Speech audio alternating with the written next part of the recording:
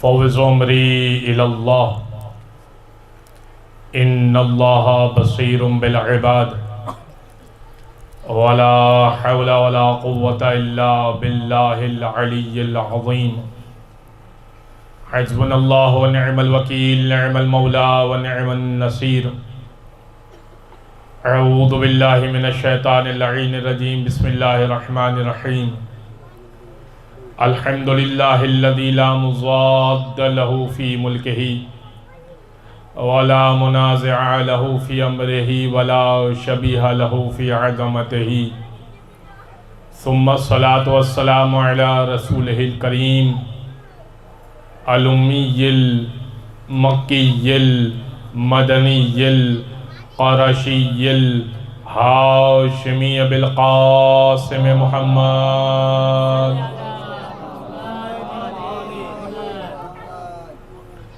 وعلى أهل بيته الطيبين الطاهرين واللعنة الدائمة على أعدائهم أجمعين من يوم ظلمهم وعداوتهم إلى قيام يوم الدين أما بعد فقد قال الله سبحانه وتعالى في محكم كتاب مبين بسم الله الرحمن الرحيم وَجَعَلْنَاهُمْ أَئِمَّةً يَهْدُونَ بِأَمْرِنَا وَأَوْحَيْنَا إِلَيْهِمْ فِعْلَ الْخَيْرَاتِ درود پڑھ دیں محمد و آل محمد۔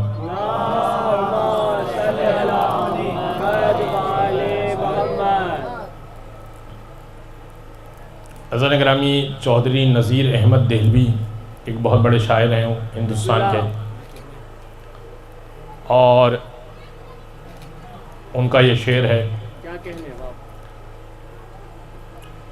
گل کہتے ہیں پھولوں کو، گلچی کہتے ہیں پھول چننے والے کو۔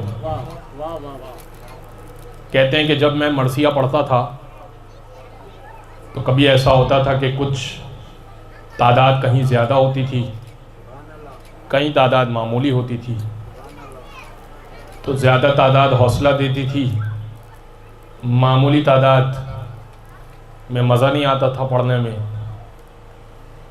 ایک دن مولا نے ایسا شعر منہ سے کہلوا دیا کہ پھر تعداد میرے لیے معنی نہیں رکھتی تھی، تو انہوں نے کہا کہ گل چی میرے اشعار کے گل چنتے ہیں، گلچی میرے اشعار کے گل چنتے ہیں، سن سن کے بسط شوق سر دھنتے ہیں، جب مجمع کم سے جی چراتا ہوں نذیر، شبیر یہ کہتے ہیں کہ ہم سنتے ہیں، شبیر یہ کہتے ہیں کہ ہم سنتے ہیں۔ حضرت گرامی یہ مجلسیں حسین ابن علی اس کے میزبان ہیں، مجلسیں جیسی بھی تعداد میں ہوں، جس بھی تعداد میں ہوں، جس کی جتنا بھی اس کا حجم ہو، جو بھی اس کی سائز ہو، یہ میٹر نہیں کرتا۔ اہمیت اس بات کی ہے کہ کس خلوص سے آپ اسے بپا کر رہے ہیں، آپ کس خلوص سے اسے بپا کر رہے ہیں۔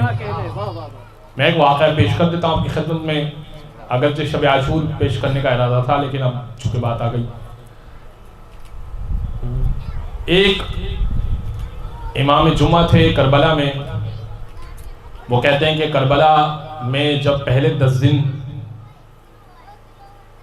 آئے تو جو جمعے کا دن آیا تو عام طور پر پہلے عشرے کے سے پہلے بھی جو جمعہ آتا ہے اس میں بھی، اور جو عشرے کے درمیان جمعہ آتا ہے اس میں بھی امام حسین کے عنوان پہ کچھ گفتگو ہوتی ہے۔ اچھا، کربلا میں ظاہر ہے کہ کربلا میں کسی کو بھی امام جمعہ اور جماعت نہیں بنا دیا جاتا فقیہ کے علاوہ۔ تو وہاں کے ایک ذاکر کا یہ کہنا ہے کہ میں نے خواب میں یہ دیکھا کہ شب عاشور ہے اور مولا حسین اپنے ساتھ ایک بہت سارے افراد کو لے کے چل رہے ہیں، فرشتوں کو، اور ان فرشتوں سے کہتے ہیں کہ اس پوری کربلا میں جتنے میرے ذاکر ہیں، اے فرشتوں جاؤ اور جا کر ان کا نام لے کر آؤ۔ ذاکر خواب دیکھ رہا ہے شب عاشور۔ کہا کہ کچھ دیر بعد ایک فرشتہ بہت بڑا سا رجسٹر اور دفتر جسے کہتے ہیں وہ لے کر آیا، جس میں پورے ذاکرین کے نام جو کربلا میں موجود تھے ان کے تھے۔ ذاکر کہتا ہے کہ چونکہ میں ایک بہت معروف اور بہت مشہور ذاکر تھا، لہٰذا وہ لسٹ میں جتنے نام تھے وہ سب کو میں جانتا تھا کہ یہ سب مولا کی ذاکری کرتے ہیں۔ البتہ ایک نام ایسا تھا جو میرے لیے نیا تھا، اور وہ نام وہی امام جمعہ اور جماعت جو فقیہ تھے ان کا تھا۔ وہ مجلس نہیں پڑھا کرتے تھے، جماعت نماز پڑھایا کرتے تھے، مجلس نہیں پڑھا کرتے تھے۔ تو مجھے بڑا تعجب ہوا کہ بھئی جو مجلس پڑھتا ہی نہیں ہے اس کو امام حسین نے اپنا ذاکر کیسے شمار کر لیا؟ کہ جب عاشور گزر گیا تو میں ان کے گھر گیا، میں نے کہا کہ حضور میں نے ایسا خواب دیکھا ہے، اور امام حسین کے کیا سبب ہے کہ آپ بھی ذاکر ہیں؟ آپ تو کہیں مجلس نہیں پڑھ رہے تھے اس سال، اور نہ پہلے کہیں پڑھی آپ نے عشرہ وغیرہ۔ کہا کہ دیکھو بات یہ ہے، اب دیکھیں توجہ سنے ہر بندہ، کہ دیکھو بات یہ ہے کہ میں کوئی مشہور ذاکر تو ہوں نہیں، مجھے تو لوگ جماعت نماز کے عنوان سے جانتے ہیں۔ میں جب جمعہ پڑھا رہا تھا تو میں نے لوگوں کو وہ روایتیں بیان کی کہ اگر کوئی حسین ابن علی کی بارگاہ میں روئے رلائے، رونے جیسی شکل بنائے تو اس پر جنت واجب ہو جاتی ہے، کوئی ایک شعر کہے تو اس پر جنت واجب ہو جاتی ہے۔ یہ ساری باتیں جو روایتیں امام حسین کے ذکر سے متعلق تھی میں نے جمعے کی نماز میں خطبے کے دوران بیان کی۔ گھر آ کے میں یہ سوچنے لگا کہ تم کتنے بڑے بدبخت ہو، سب کو یہ روایتیں بتا رہے ہو، خود تم ذکر سید الشہداء کرتے نہیں ہو۔ کہ بس پھر میں نے کیا کیا، میرے گھر میں ہر گھر میں ہوتی ہے ایک مرثیے کی کتاب تو ہوتی ہی ہے، کہ ایک مرثیے کی کتاب میرے گھر میں موجود تھی۔ میں نے اپنے بچے کو بلایا، بہو کو بلایا، بیٹیوں کو بلایا، کرسی پہ بیٹھ گیا، بیوی بچوں کو، بہو کو، بیٹیوں کو بٹھایا نیچے، اور ایک مرثیہ میں نے جو کسی شاعر کا تھا وہ پڑھ دیا۔ کہ یکم محرم سے لے کے 9 محرم 10 محرم تک میں روزانہ بس میرا یہ کام تھا کہ میں ایک مرثیہ کہتا تھا اور ایک چھوٹی سی مجلس میں گھر میں کر لیا کرتا تھا۔ شاید یہی سبب ہے حسین نے جہاں اتنی بڑی بڑی مجلسیں ہو رہی تھی میری مجلس کو بھی اپنے دفتر میں لکھ دیا۔ حضرت گرامی، مجلس کسی بھی عنوان سے آپ اپنے گھر میں بھی کر سکتے ہیں، اپنے بیوی بچوں کو لے کے بیٹھ جائیے، کچھ اشعار وغیرہ پڑھ لیجئے، عاشور کا دن آئے گا، شب عاشور آئے گی، یقیناً آپ امام بارگاہوں میں تو یہ جائیں گے ہی جائیں گے، لیکن وہ امام بارگاہوں میں تو جائیں گے، وہ فرش عزا کا ثواب تو آپ لے کر آئیں گے۔ میں یہ عرض کر رہا ہوں کہ اپنے گھر کو فرش عزا بنائیے۔ دیکھیے ہمارا یہ عقیدہ ہے کہ فرش عزا پر سید الشہداء آتے ہیں، ہمارا یہ عقیدہ ہے کہ فرش عزا پر سیدہ آتی ہیں، تو اگر امام بارگاہ جائیں گے تو ثواب تو لے کر آئیں گے، لیکن کیوں نہ کریں کہ اپنے گھر میں بی بی فاطمہ کو بلائیں؟ کیوں ایسا نہ ہو؟ اور اس میں کوئی مشکل تو نہیں ہے، کوئی بہت آپ کو خرچہ بھی نہیں کرنا پڑے گا، جو میں آپ کو حل بتا رہا ہوں اس میں کون سا خرچہ کرنا پڑے گا؟ اور اگر کر بھی دیا تو موسیٰ کے سے اللہ نے یہ کہا تھا، حدیث قدسی ہے، کہ من انفق من مالہ درہمن، اگر کوئی 1 درہم خرچ کرے گا میں 70 درہم حسین کے نام پر دنیا ہی میں عطا کر دوں گا، دنیا میں ہی اللہ 70 درہم عطا کر دے گا۔ بزرگ گرامی، میں موضوع سے متصل ہو جاؤں، آج حضرت عباس کا تذکرہ کرنا ہے، لیکن کچھ اس بات پر بھی تذکرہ کرنا ہے جو میں نے ایک مختلف آیت آپ کی خدمت میں پیش کی امامت کے عنوان سے. سورہ اسراء کی آیت ہے اور یہ 17واں سورہ ہے قرآن مجید کا, اور قرآن یہ کہہ رہا ہے وَجَعَلْنَاهُمْ أَئِمَّةً يَهْدُونَ بِأَمْرِنَا, ہم نے ان میں کچھ لوگوں کو امام بنایا. اب یہاں پر لفظ ائمہ کا تذکرہ ہے. جو پہلے دن آیت پڑھی انی جاعلک للناس اماما, ابراہیم ہم نے آپ کو انسانیت کا امام بنایا. لفظ تھا امام, ایک واحد. جو آگے آیت پڑھی میں نے آپ کی خدمت میں کل شیء احصیناہ فی امام مبین, امام کا لفظ سنگولر تھا. تو کوئی کہہ سکتا ہے کہ امام کا تو تذکرہ ہے, ائمہ کا تذکرہ نہیں ہے, کہہ سکتا ہے نا. تو قرآن کہہ رہا ہے وَجَعَلْنَاهُمْ أَئِمَّةً يَهْدُونَ بِأَمْرِنَا, ہم نے ان میں کچھ لوگوں کو امام بنایا. یہدون بامرنا, ہمارے امر سے ہدایت کرتے ہیں. یعنی اللہ کے بنائے ہوئے ائمہ اللہ سے متصل ہوں گے, اللہ کی ہدایت سے متصل ہوں گے. آپ کی خدمت میں پہلی وحی پیش کر دیتا ہوں. دیکھیں پہلی وحی ہمارے یہاں اس کی روایت بہت مختلف ہے اور برادران کے یہاں پہ بڑی مختلف ہے. کیا تھی پہلی وحی؟ اقرا بسم ربک الذی خلق, پڑھیے اپنے رب کے نام کے ساتھ جس نے آپ کو خلق کیا, پیدا کیا. سورہ علق کی 5 آیتیں پہلی وحی تھی. اچھا پہلے اپنی سنا دوں تو کیا لطف آئے گا, تو وہ سناؤں جو کسی اور کی ہے. دیکھیں ہوا یہ کہ جب جبریل آئے اور آنے کے بعد کہا کہ یا رسول اللہ پہلی وحی آئی ہے, پڑھیے اقرا. فرمایا پڑھ نہیں سکتا, فرمایا پڑھنا لکھنا نہیں جانتا, میں نہیں پڑھ سکتا. رسول اللہ نے کہا میں پڑھ نہیں سکتا. جبریل نے, اب روایت سنا رہا ہوں میں آپ کو بخاری سے, جبریل نے لٹا دیا, سینے کو چاک کیا, آب کوثر سے سینے کو, پہلے اس پر سیاہ نقطے کو دیکھا.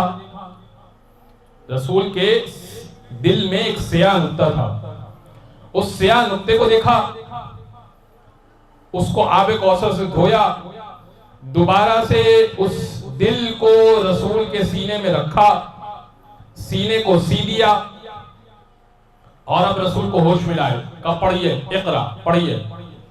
اقرا بسم ربک الذی خلق خلق الانسان من علق اقرا وربک الاکرم الذی علم بالقلم علم الانسان ما لم یعلم. ابھی تو ایک لفظ نہیں پڑھ پا رہے تھے, ابھی پوری روایت پڑھ دی, پوری آیت پڑھ دی, پوری وحی پڑھ دی.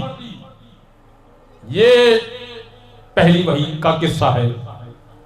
آپ توجہ جانب رکھیے گا, میں کسی نتیجے پر پہنچانا چاہ رہا ہوں. دیکھیں ضائع نہ کیجئے بات کو. نتیجہ کیا نکالا؟ نتیجہ یہ نکالا کہ دیکھیے جبریل تھے رسول کے استاد جنہوں نے پڑھنا لکھنا سکھایا. میں کہوں گا دستے ادب جوڑ کے کہ ہم تو یہ مان لیں کہ جبریل تھے نبی کے استاد, لیکن پھر اس وقت کیا ہوا تھا جب چوتھے آسمان پر ساتھ لے کر چلے تھے اور رسول کی تو نالین بھی ساتھ تھی. کہا یا رسول اللہ یہاں سے آگے نہیں جا سکتا, اگر یہاں سے آگے گیا تو بالوں پر جل جائیں گے, تو جو نالین کے برابر نہ ہو سکے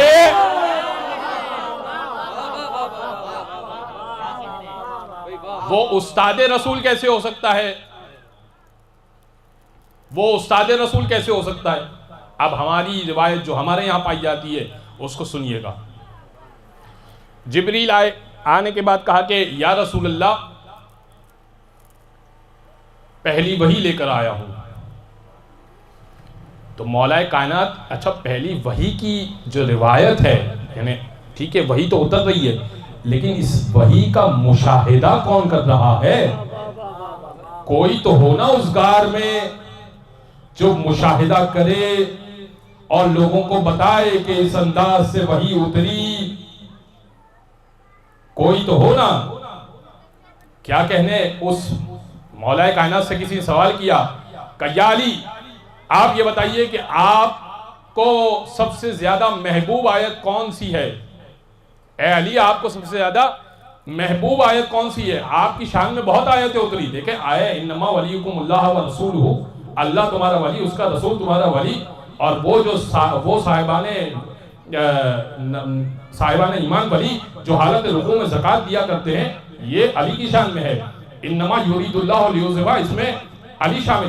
تو بہت ساری آیتیں وَمِنَ النَّاسِ مَن یشری نفسہ ابتغاء مرضات اللہ واللہ رؤوف بالعباد.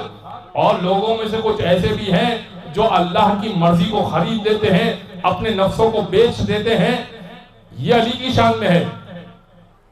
تو بہت آیت علی کی شان میں. علی سے کسی نے پوچھا یا علی آپ کی شان میں بہت آیتیں ہیں، آپ کو کون سی آیت پسند ہے؟ علی کو سوچنا نہیں پڑا. دیکھیں جس کے بہت فضائل ہوں، بہت کمالات ہو، اور اس سے پوچھا جائے کہ تم میں اتنی کوالٹیز ہیں، تمہیں سب سے اچھی کوالٹی کون سی لگتی ہے؟ وہ کہے گا رک جا سوچ کے بتاتا ہوں. علی نے سوچا نہیں، کہا میں بتاتا ہوں کون سی بہترین آیت ہے. وَيَقُولُ الَّذِينَ كَفَرُوا، سورہ رات کی آخری آیت. وَيَقُولُ الَّذِينَ كَفَرُوا لَسْتَ مُرْسَلًا قُلْ كَفَىٰ بِاللَّهِ شَهِيدًا بَيْنِي وَبَيْنَهُ وَمَنْ عِندَهُ عِلْمُ الْكِتَابِ. حبیب وہ لوگ جو کافر ہیں اور یہ کہتے ہیں لَسْتَ مُرْسَلًا، تو بھیجا ہوا رسول نہیں ہے، کہہ دیجئے کفا باللہ شہیدم بینی و بینہ ومن عندہ علم الکتاب، میری رسالت کے دو ہی گواہ کافی ہیں، ایک اللہ کافی ہے، ایک وہ جو اس کے پاس کتاب کا علم ہے.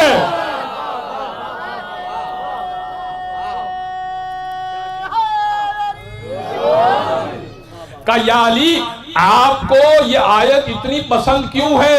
فرمایا اللہ نے اپنے ساتھ مجھے رکھا ہے. مقام شہادت پر اللہ نے مجھے اپنے ساتھ رکھا ہے.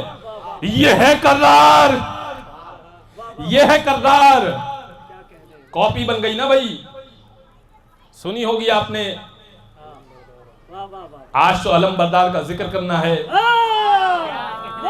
آج تو علم بردار کا ذکر کرنا ہے. لیکن مجھے لگتا ہے کہ یہ کاپی کسی بدبودار شیعہ کی سازش ہے. یہ کسی بدبودار شیعہ کی سازش ہے. کیوں؟ کہا تم پڑھو یہ کلام، بہت چلے گا. انہوں نے پڑھ دیا.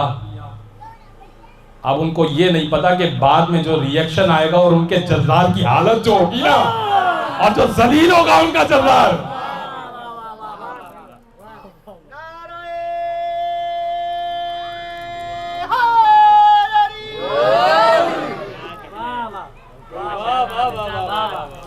تو بزرگان گرامی یہ یاد رکھیے کہ کاپی کرنے کے لیے کچھ کوالٹیز بھی ہونی چاہیے. یہ نہ ہو کہ وہ یہ کہتا ہو کہ یا رسول اللہ جا رہا ہوں سلامتی کی دعا کر دیجئے گا. کیا ہوا تھا خیبر میں؟ خیبر میں کیا ہوا تھا؟ 40 دن میں جنگ فتح ہوئی تھی.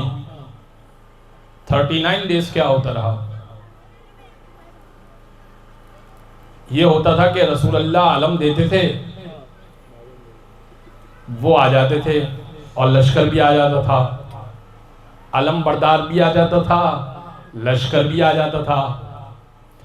رسول کہتے تھے بھائی کیا ہوا، قلعہ فتح ہوا یا نہیں ہوا؟ لشکر کہتا تھا یہ بھاگ گئے. جب ان سے کہتے تھے بھاگ کیوں گئے؟ کا لشکر بھاگ گیا تھا. وہ ان کو کہتے تھے، یہ ان کو کہتے تھے. تو 39 دن تک یہی چلتا رہا کہ لشکر اس کا نام لیتا تھا علم بردار کا، علم بردار کہتا تھا، لشکر بھاگ جاتا تھا. یہی گیم چلتا رہا. پھر رسول اللہ نے کہا کل اس کو دوں گا جو بھاگے گا نہیں. پھر وہ کہہ رہے تھے کہ میں پوری رات انتظار کرتا رہا کہ کاش مجھے علم مل جائے. بھائی اتنے دن جو دیا تھا تو سنبھالا کیوں نہیں؟ پوری رات کس بات کا انتظار کر رہے تھے؟ جو اتنے دن ملتا رہا علم تو آپ نے سنبھالا کیوں نہیں؟ آپ نے قلعہ فتح کیوں نہیں کیا؟ اور یقین جانیے بہت قیمتی فکرہ ہے، ضائع مت کیجیے گا، خدا کی قسم بہت بڑا چیلنج کر رہا ہوں، پوری تاریخ اسلام میں مجھے صرف اتنا دکھا دو مکہ مار کے ناک کی ہڈی توڑ کے خون ہی نکالا ہو، کسی کی ناک کی ہڈی توڑی اور خون ہی نکالا ہو انہوں نے۔ اچھا ہمارے یہاں پر نام ہے جرار حیدر، جرار حسین، علی جرار، حسن جرار، آپ کے یہاں ایسا کوئی نام ملتا ہے؟ میل ہی نہیں کھاتا، میچ ہی نہیں بیٹھتا، میچ بیٹھے تو بات بنے نا، بس یہ ہے کہ قافیہ آپ نے اچھا چنا ہے، لفظ بدل دیجئے، جیم کی جگہ فے لگا دیجئے، صلوات پڑھ دے محمد و آل محمد۔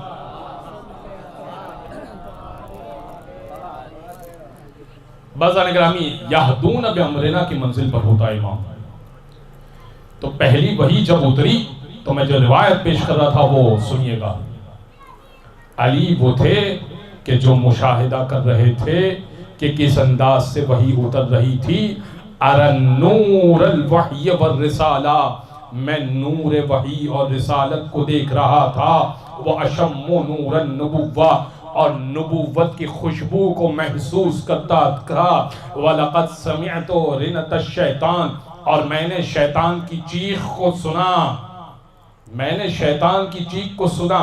میں نے رسول اللہ سے سوال کیا، یا رسول اللہ ما ھذا الرنا، اے اللہ کے رسول یہ چیخ کیسی ہے؟ کیا کمال ہے اس جملے کے اندر، علی جانتے ہیں کہ شیطان کی چیخ ہے، یہ سوال نہیں کر رہے کہ شیطان نے چیخ کیوں ماری، کمال علی یہ ہے کہ یہ پوچھ رہے ہیں یہ چیخ کس کی ہے۔ علی دیکھ رہے ہیں دست ادب کس طرح سے رسول اللہ کے سامنے جوڑ رہے ہیں، یا رسول اللہ ما ھذا الرنا، یہ چیخ کس کی ہے؟ فرمایا ھذا رنۃ الشیطان، یہ شیطان کی چیخ ہے، قد آیسا من عبادت، آج یہ اپنی عبادت سے مایوس ہو گیا، بھئی پہلی وحی نازل ہو گئی نا، اب یہ اپنی عبادت سے مایوس ہو گیا۔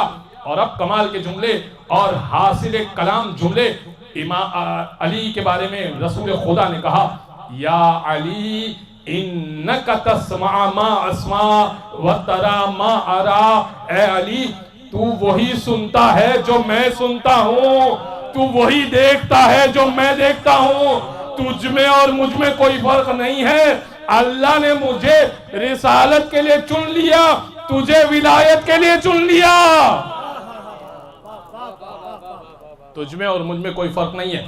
آپ سمجھیے آپ کہ اس لیے علی کہہ رہے تھے کہ کون سی آیت میدان میں نازل ہوئی میں بتاؤں، کون سی آیت سفر میں نازل ہوئی میں بتاؤں، کون سی آیت حضر میں نازل ہوئی میں بتاؤں، کون سی آیت امن میں نازل ہوئی میں بتاؤں، کون سی آیت جنگ میں نازل ہوئی میں بتاؤں، کون سی آیت بستر پہ نازل ہوئی میں بتاؤں، کون سی آیت باہر نازل ہوئی میں بتاؤں، کون سی آیت گھر میں نازل ہوئی میں بتاؤں، کون سی آیت گھر کے باہر نازل ہوئی میں بتاؤں۔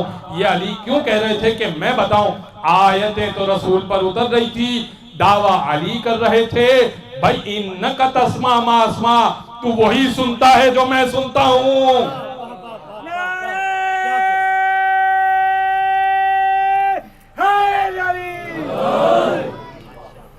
تو وہی سنتا ہے جو میں سنتا ہوں، یعنی اس کا مطلب کہ اگر وہی رسول اللہ پر نازل ہو رہی ہے تو علی کے علم میں بھی اضافہ ہو رہا ہے، یہدون بامرنا، ہمارے امر سے ہدایت کرتے ہیں۔ اور علی کیسے ہدایت کرتے ہیں؟ دیکھیے ایک تو ہدایت ہے کہ کسی کو ہدایت کر دینا، کسی کو سمجھا دینا، لیکن اگر وہ نہ سمجھے تو امامت آسرا نہیں کرتی، یعنی امامت لحاظ نہیں رکھتی کہ یہ بڑے ہیں، یہ بوڑھے ہیں، یہ رشتہ دار ہیں، نہیں، امامت لحاظ نہیں کرتی۔ میں واقعہ سنا دیتا ہوں۔ ایک مرتبہ یہ الفاروق میں شبلی نعمانی نے لکھا ہے حضرت عمر فاروق رضی اللہ تعالی عنہ کی کتاب انہوں نے لکھی الفاروق، اس میں عدل کے عنوان سے یہ روایت نقل کی ہے. کہا کہ طواف چل رہا تھا، ایک شخص آیا آنے کے بعد علی کی شکایت لے کر، کہا علی نے مجھے بہت زور کا تماچا مارا ہے. بھائی علی کا تماچا، تو علی کو فوراً بلایا، کہا یا علی حکومت میری چل رہی ہے، آپ نے اس بندے کو تماچا مارا. کہا کہ ہاں بالکل مارا. کہا یہ طواف کے دوران مسلمانوں کی ناموس پر نگاہیں ڈال رہا تھا.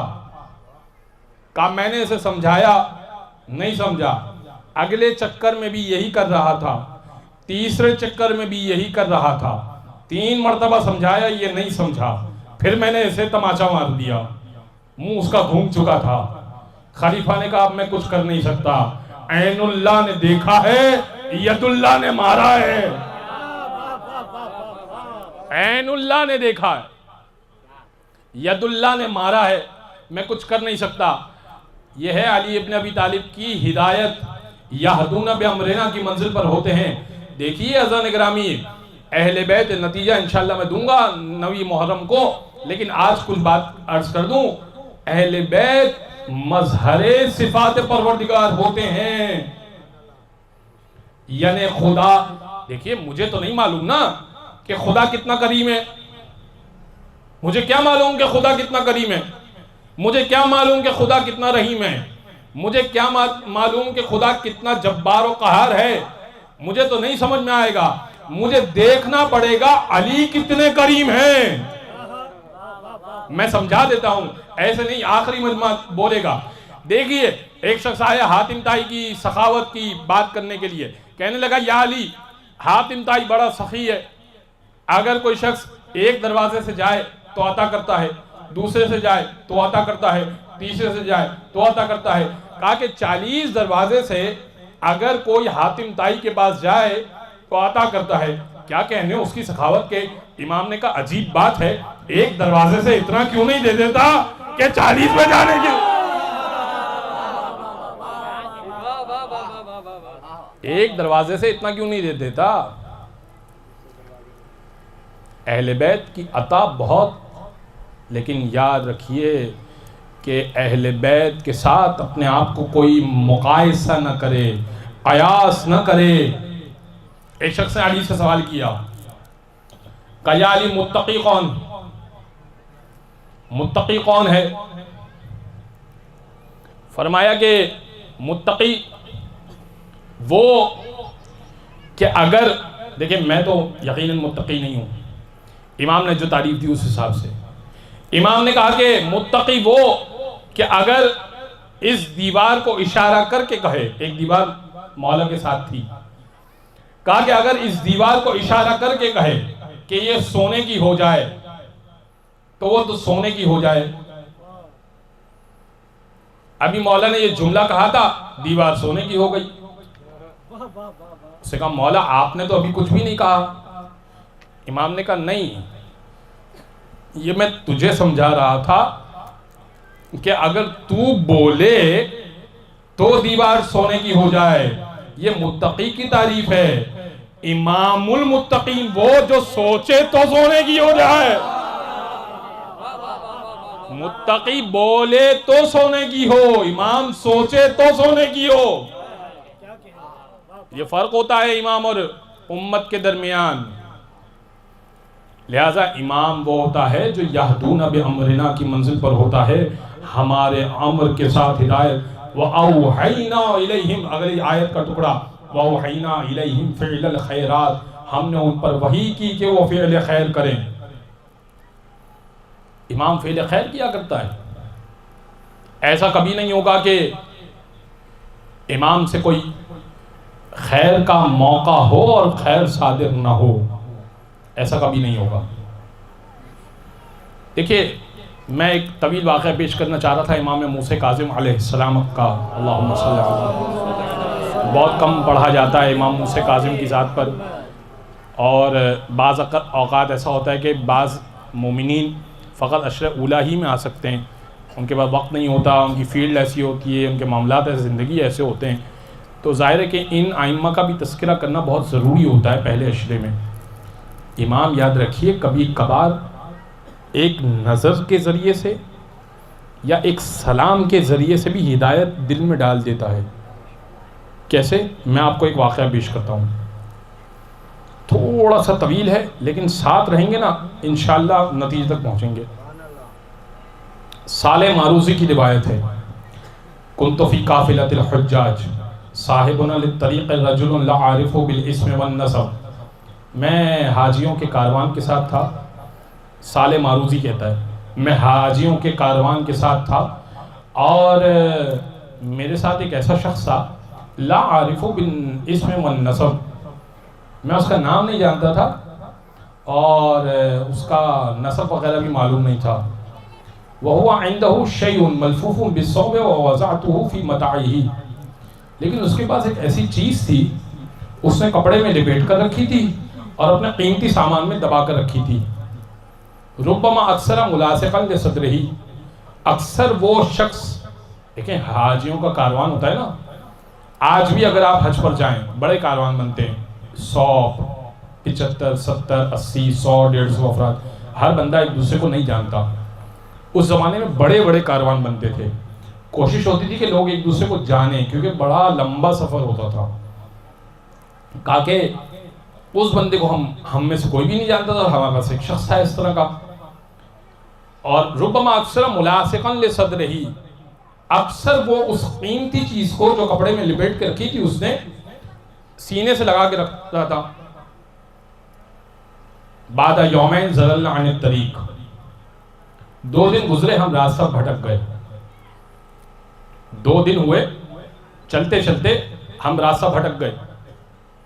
جیسے ہی ہم راستہ بھٹکے نا، اس نے کاروان چیرا، قیمتی چیز جو تھی کپڑے میں لپٹی ہوئی اس نے اس کے اوپر ہاتھ رکھا، ووضع یدہ الیمنی، اپنا دایاں ہاتھ رکھا، اور بلند وَإِذَا بِأَعْلَى صَوْتٍ، اور بلند آواز سے کہا یا مبارکہ، اے بابرکت چیز، این الطریق، راستہ کہاں ہے، اے بابرکت چیز راستہ کہاں ہے۔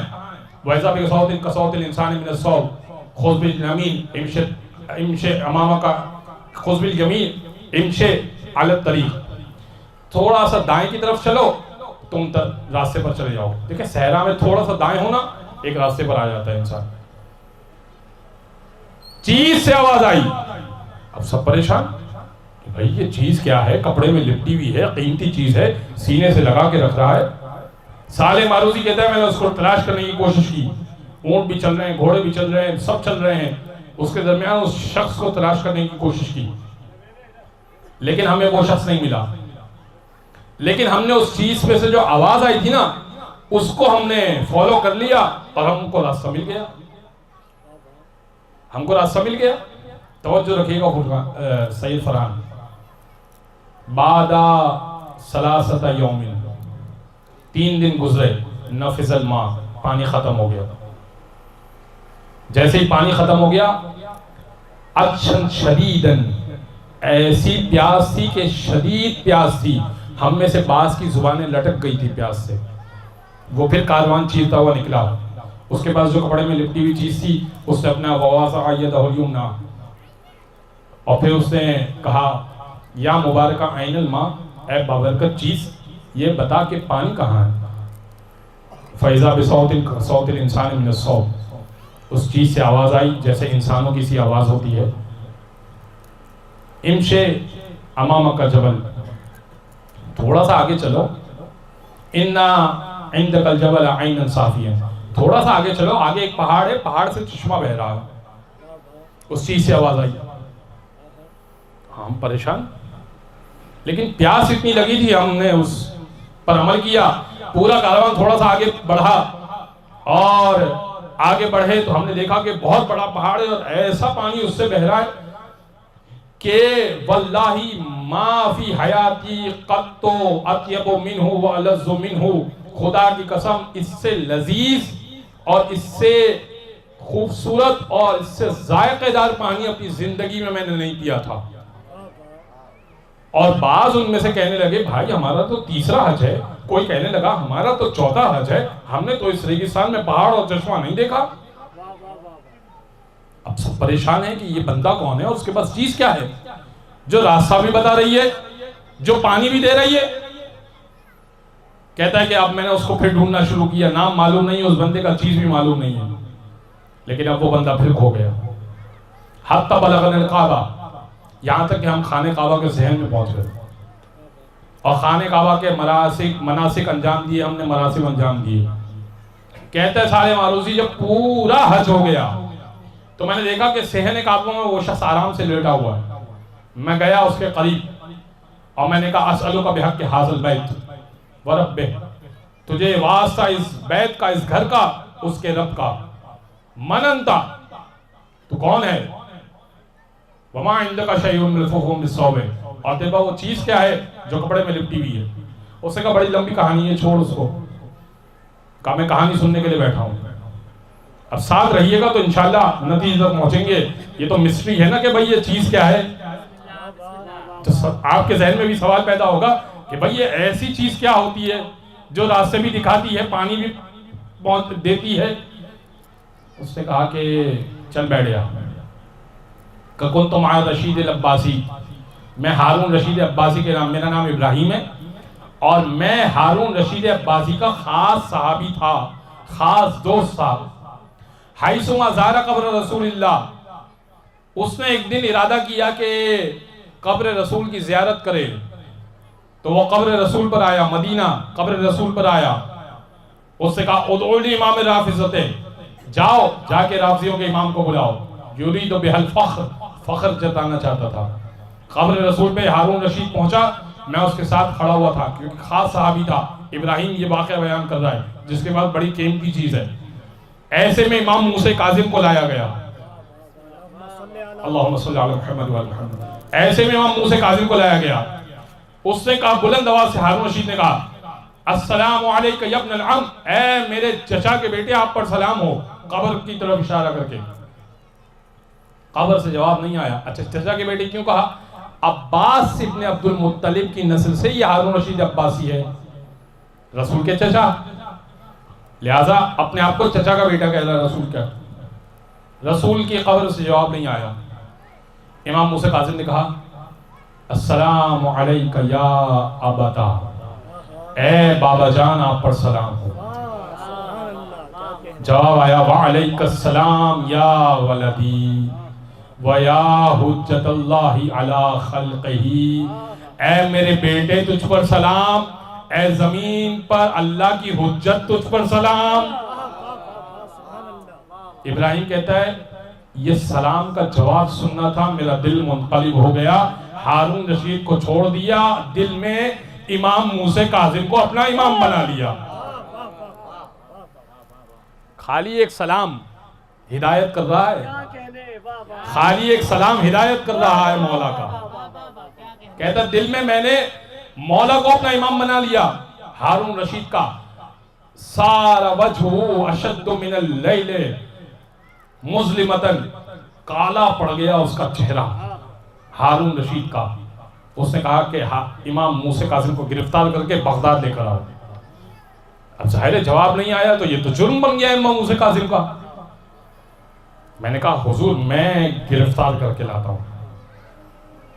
ابراہیم کہتا ہے حضور میں گرفتار کر کے لاتا ہوں. کہا بہترین تم گرفتار کر کے لاؤ. ہارون رشید نے کہا کیا کہنے، اب میں امام کو سہولت دوں گا. کہا میں نے مولا کو بتایا نہیں کہ میں آپ کی ولایت کا قائل ہو چکا ہوں. کہا میں مولا کے ساتھ تھا، کبھی پانی کے لیے وضو کے لیے پانی فراہم کرتا تھا، کبھی اچھا بستر لگا دیتا تھا، وقت پر کھانا دے دیا کرتا تھا. بہرحال گرفتار تو کرنا تھا کیونکہ ہارون کا حکم تھا، سلطنت سے جدا کر دیتا. ایک مرتبہ مولا کی نالین جب 2 دن گزرے تو مولا کی نالین ٹوٹ گئی. تو امام نے کہا کہ القیہ فی الطریق، اے ابراہیم اس کو رستے سے ہٹا دو. تو ابراہیم نے کہا کہ اچھا. اس رستے سے ہٹانے کے بجائے ابراہیم نے اس کو اپنے سامان میں رکھ لیا.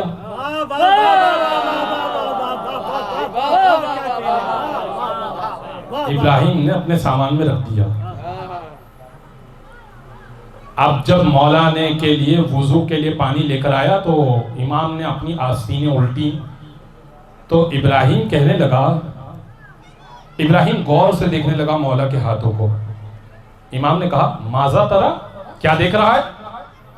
کہا مولا ایسے نورانی ہاتھ کسی کے نہیں دیکھے۔ امام نے کہا ایسا کیوں نہ ہو، ھذا جلد رسول اللہ، یہ رسول اللہ کی جلد ہے، ھذا لحم رسول اللہ، یہ رسول اللہ کا گوشت ہے۔ اس نے کہا تو پھر مولا وہ نالین کس کی ہوئی؟ اس نے کہا مولا وہ نالین کس کی ہوئی؟ امام نے کہا تو نے کیا کیا نالین کا؟ کہا مولا وہ نالین میں نے اپنے قیمتی سامان میں کپڑے میں لپیٹ کے رکھ دی ہے۔ امام نے کہا لو بلغت بہذا، کیا تیری معرفت اس مقام پہ پہنچ گئی؟ اس نے کہا ہاں مولا میری معرفت اس مقام پہ پہنچ گئی کہ آپ کی ٹوٹی ہوئی نالین کو نجس پاؤں مس نہ کریں، اس لیے میں نے راستے میں نہیں چھوڑا، اپنے قیمتی سامان میں رکھ دیا۔ امام نے کہا حتی اذا حان لک حاجت، امام نے کہا بس اگر تیرا مقام اتنا بلند ہو گیا ہے تو کبھی تو راستے سے بھٹک جائے تو نالین سے راستہ مانگ لینا، نالین دے دے گی۔ کبھی پانی کی پیاس لگ جائے پانی سے مانگ لینا، پانی مل جائے گا۔ پھر امام کہنے لگے ارے یہ سب چھوڑ، حتی اذا حان لک حاجت، کوئی بھی حاجت ہو، جدد الایمان باللہ وبنبوت محمد وبولایت علی وبابنائہ المعصومین، ہمارے جد کی ولایت کا اقرار کرنا اور میری نالین سے مانگ لینا، جو مانگنا ہو مانگنا، نالین دے دے گی۔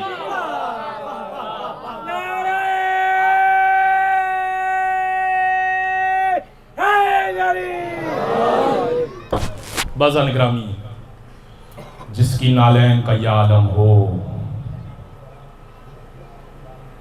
وہ خاندان کتنا بزرگ و بلند ہوگا۔ رحم اللہ عمی العباس۔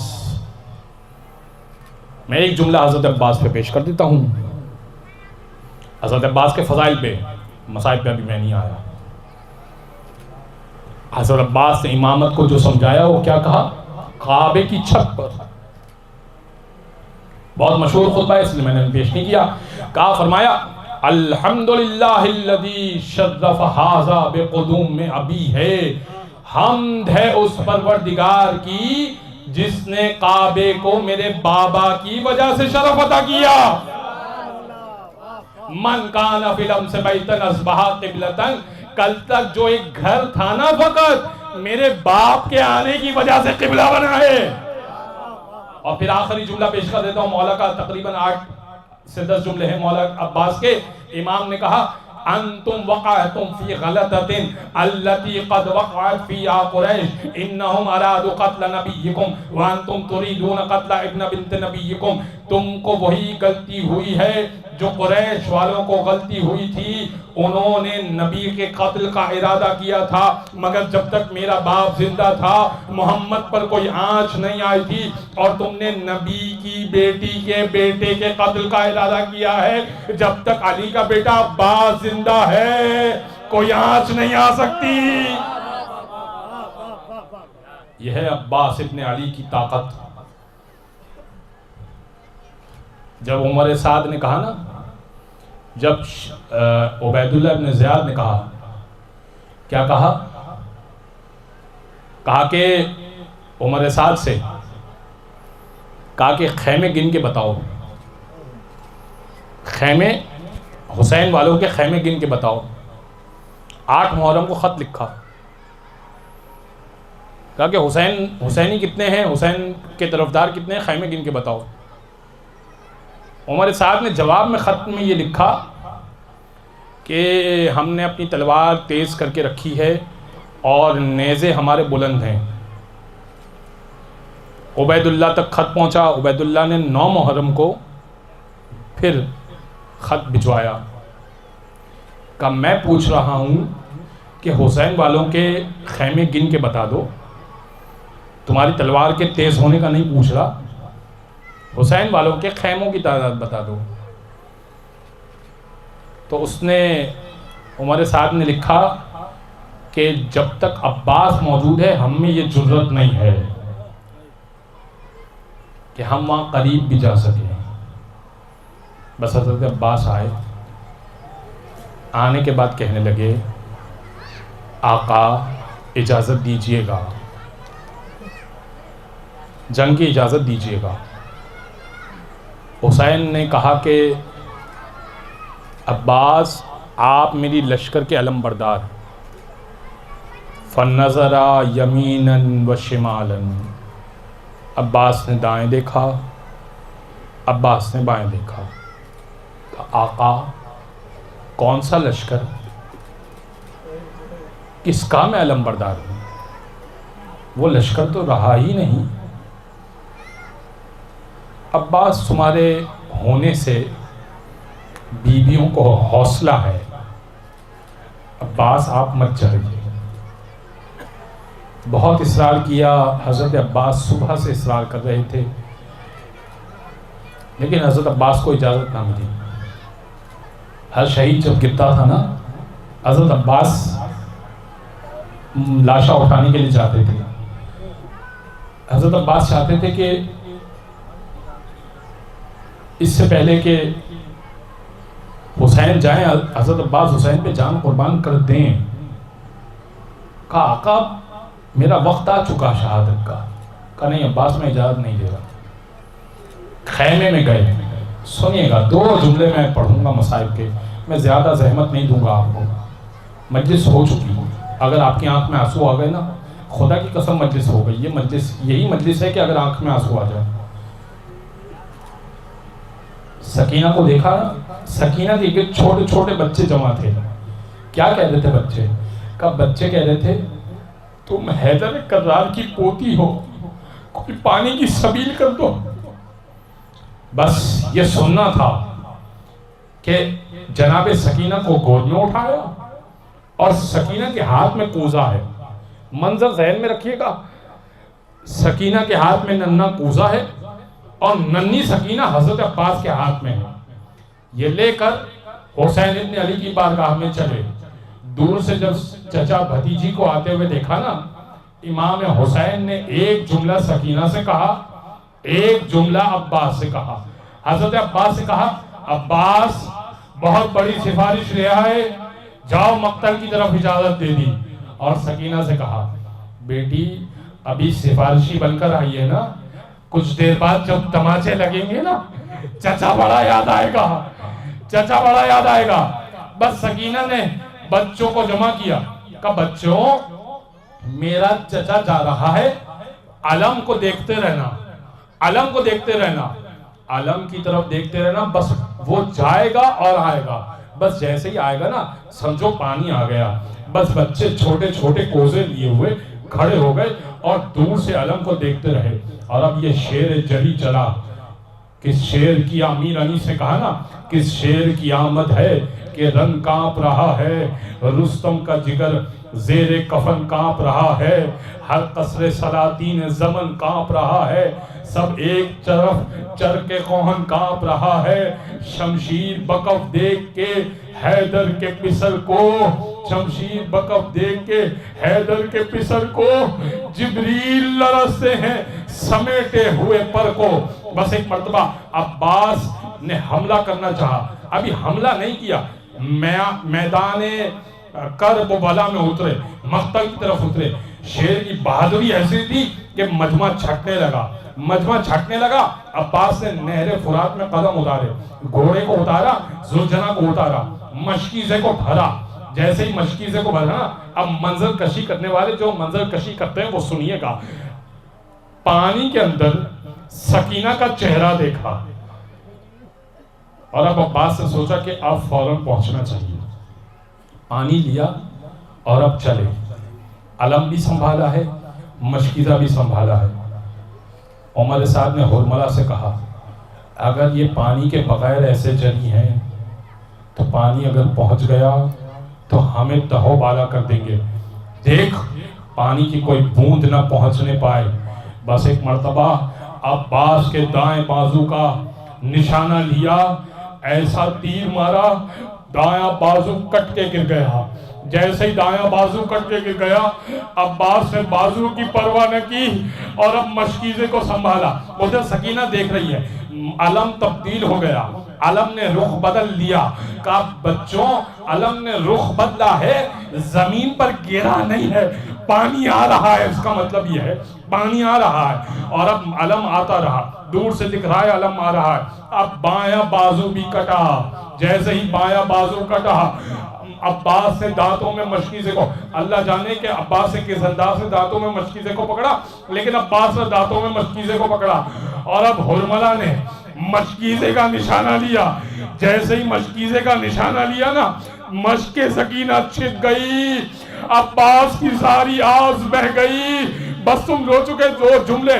میں ایک ذاکر خواب میں بی بی فاطمہ کے مصائب جو پڑھنے کا کہا بی بی فاطمہ نے کہا اے ذاکر تو سارے مصائب پڑھتا ہے لیکن میرے عباس کے مصائب کا حق ادا نہیں کرتا۔ کہا بی بی کیا شہادت صحیح سے بیان نہیں کرتا؟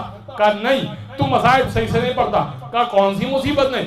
کہا تو سوچ نا، ہر شہید جب زمین کربلا پر گرتا تھا ہاتھوں کا سہارا لیتا تھا، میرا عباس جب زمین کربلا پر آیا تھا منہ کے بل زمین کربلا پر آیا۔ عباس زمین کربلا پر آیا، حسین نے آواز دی، حسین کو آواز دی، حسین نے کہا الان انقصر ظہری، ہائے میری کمر ٹوٹ گئی۔ عباس کے بس دو جملے سنیے، عباس کے سرحانے پہنچے، کہا بھیا کوئی خواہش ہے؟ کہاں؟ ایک خواہش، دو خواہش ہے، دو وصیتیں میری۔ کہا پہلی وصیت تو یہ ہے میرا جنازہ اور میری میت خیموں میں نہ لے کے جائیے گا، سکینہ سے پانی کا وعدہ کیا تھا لیکن پانی نہیں لے کے جا سکا، بس میری میت نہ لے کے جائیے گا۔ کہا اور دوسری کوئی وصیت؟ کہا دوسری بھی وصیت ہے۔ کہا میں نے ماں سے سنا ہے کہ جب میں نے آنکھیں کھولی تھی نا تو آپ کا دیدار کیا تھا، لیکن میں کیا کروں کہ میری ایک آنکھ میں خون ہے اور دوسرے آنکھ میں تیر لگا ہوا ہے، مولا اگر زحمت نہ ہو عباس سے تیر کو خون کو صاف کر دیجئے تاکہ وقت آخر آپ کی زیارت کرتے کرتے میں اس دنیا سے چلا جاؤں۔ اور مولا آخری جملہ، مولا یہ زحمت بھی نہ دیتا اگر میرے ہاتھ سلامت ہوتے۔ ایک کہا کہ جیسے ہی مولا نے آنکھوں کو صاف کیا نا، عباس نے چہرے مبارک کو دیکھا، جیسے ہی چہرے مبارک کو دیکھا نا، حسین نے کہا عباس میری بھی ایک خواہش ہے، تم نے مجھے ہمیشہ آقا کہا، ہمیشہ مولا کہا، آخری جاتے جاتے بھیا کہہ دو۔ عباس نے آنکھوں کی طرف، آسمان کی طرف دیکھا، پالنے والے میری لاج رکھ لے۔ ادھر عباس سے لب کھولے، روح قفص انصری سے پرواز کر۔ اللہ ولعنت اللہ علی القوم الظالمین، سیعلم الذین ظلموا یوم انقلبون ماتم حسین۔